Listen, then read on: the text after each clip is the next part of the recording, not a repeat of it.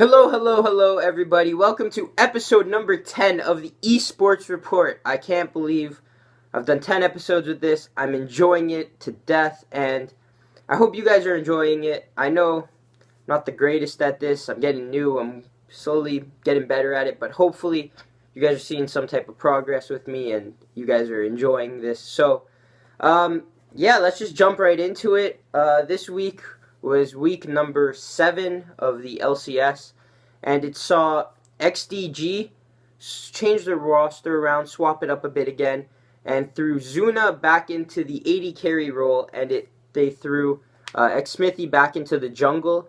So going back to the basics there, and they took Sheep, who is a top level solo queue. I think he was Challenger. I think he is Challenger still. And they basically took him and put him into the support position.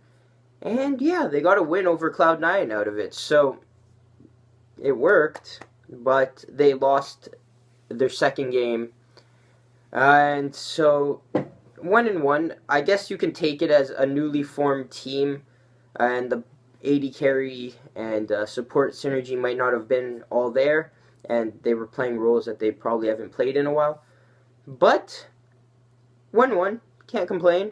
Still better than what they did last week. So, congratulations to them. Hopefully they can start moving forward and get their team to where they were last split, which was second before playoffs. So, it also saw TSM without Bjergsen this time because he had to fly back over to Europe, get his visa stuff all figured out, all the politics, all the fun stuff. So, the team was left to choose any mid laner they wanted, and they chose Reggie. So Reggie got to come back for this week and play in the mid lane. And Reggie hasn't played the game in a long, long time. He's just been focusing on the business aspect and coaching them. So everyone was like, how is Reggie going to do? Well, surprisingly, against Dignitas, Reggie held his own very well. And I think that's what brought them to that win, was that Reggie was able to go even in lane, and the team was able to win their lanes, so therefore the team didn't have to pick up like Reggie's slack. But against Cloud9, he was really struggling that game. He couldn't get rolling. He wasn't having as easy as a game as he did against Dignitas, and all their lanes were losing, so that's why they lost that one.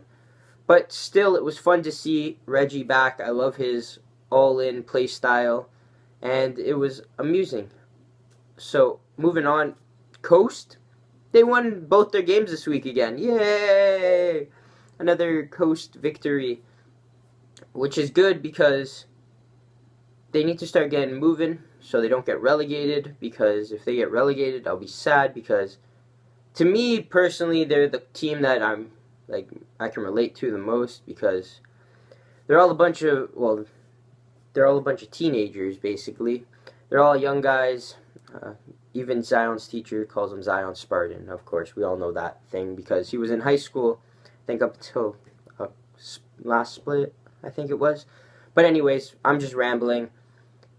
Hopefully they get their stuff going so they don't get relegated. Maybe they'll make it back to the second best team like they did the very first LCS split. Anyways, with that, Team Solo Mid is in first place still at 13-3. Cloud9 is in second place at 12-4. Counter Logic Gaming is in third place at 10-6. In fourth place, we have Team Dignitas at 8-8. Fifth place, we see Team Coast at 7-9. Almost that breaking even record there, yeah. In sixth place, we see a tie with Team Curse and Evil Geniuses at 5-11. And then in eighth place, we see XDG Gaming at 4-12. So XDG can very easily tie up with the bottom 3 teams, and Coast can easily tie up with Dignitas there. So with this Super Week coming up, anything can happen still. Anyways, we'll jump over the water to the EU brothers and sisters over there, where Fnatic, after losing 8 games straight, finally won over Gambit. Yeah! So the team that originally put them on this massive tilt And I know how Fnatic felt during that, probably, because I suffer tilt very bad when I play League of Legends. I'll win like 20 games straight and then I'll lose like 20 games straight. So I know how they felt. They were getting frustrated over there.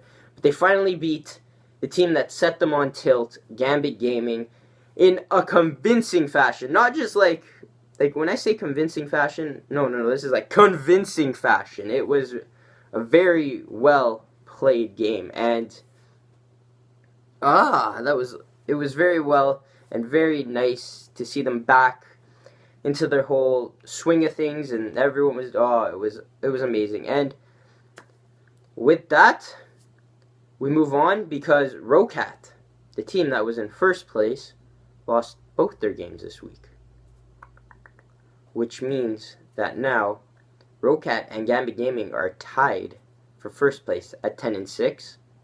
SK Gaming is in third place at 9-7. Fnatic is 8-8. Woo! So yeah, and so is Copenhagen Wolves and Super Hot Crew. Those three teams are all tied for fourth place at 8-8. Alliance is 6-10. Come on, Froggen. This is supposed to be the European dream team here.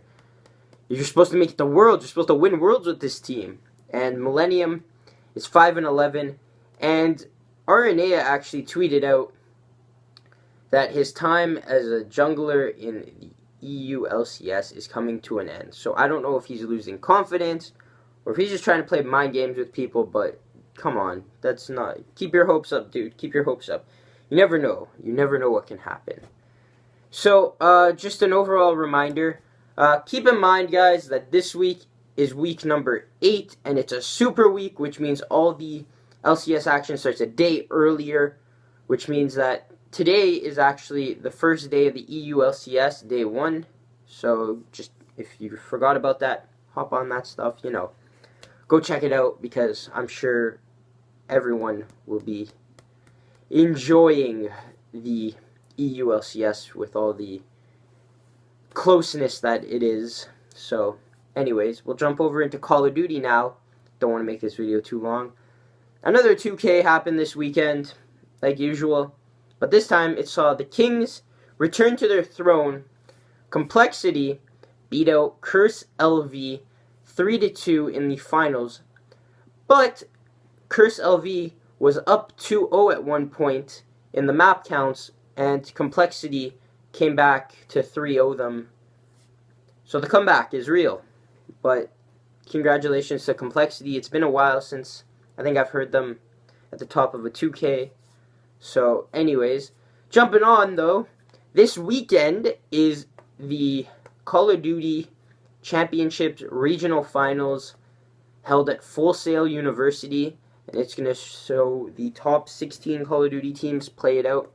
And whoever the top 8 are, they're going to be the ones representing America in the CoD Champs.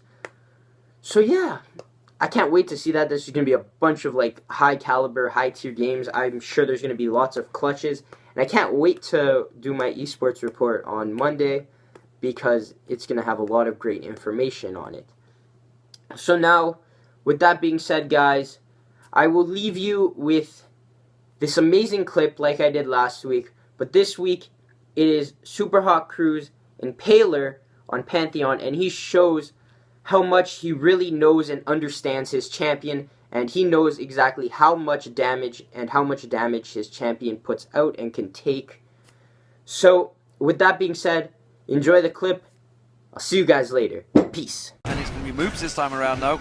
May just go for the smite here, I feel Impaler. Yes, he does. And now Jankos, he's in all sorts of trouble. Oh, he's going to pop the Cyclone, but he don't think he realizes that Moops was there and just gets obliterated. Now Vandercourt, Cyclone Traps coming on towards him. Mr. Rales puts the damage back down on him. Does get the execute. It's Moops with a second. Rocket going at one point. It's not over. Oh, Impaler takes the...